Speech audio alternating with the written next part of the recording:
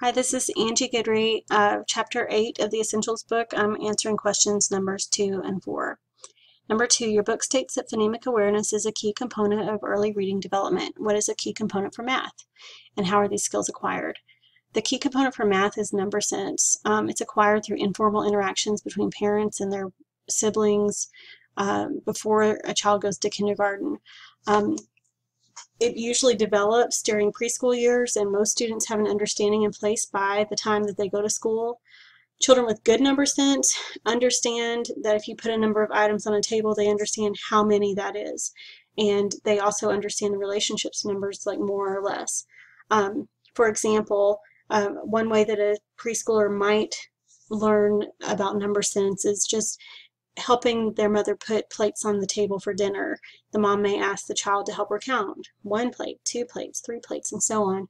Or if they want to increase the problem solving, they may say, how many forks do we need to put on the table? All of this is very informal, and it's just something that parents do in a day-to-day environment. You hope that they do, so that the kids are understanding number sense when they come to school. Number 4, the specific learning disability categories for math are math calculations and problem solving. Using internet resources in your textbook, create visual representations with multiple examples of the 3 math disability subtypes from Rapid Reference 8.1. The first is procedural disorder. This is when they use developmentally immature procedures. They have a developmental delay in understanding concepts, and they make frequent errors in understanding procedures. I saw this a lot in my math class when I taught elementary resource. They would know how to subtract, but they wouldn't know how to borrow or regroup. So they would just bring the 6 down as if the 6 were on top.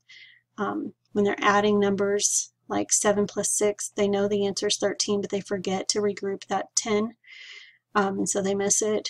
Or subtracting with a larger number on the bottom in that column, they would do it upside down, do it backwards, so they're missing the point. A semantic disorder is when a student has difficulty learning and retrieving math facts. They're frequently incorrect, so sometimes they're right and sometimes they're wrong. They may not pay attention to the signs. All of this could be an indicator of a disorder.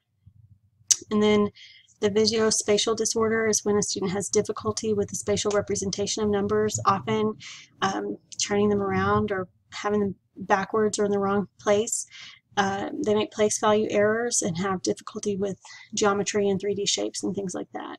An example that I put was if a student was writing their numbers in order from 17 to 21, several of the numbers would be backwards. Or if they're adding 3-digit numbers, lining the numbers up would be very, very difficult.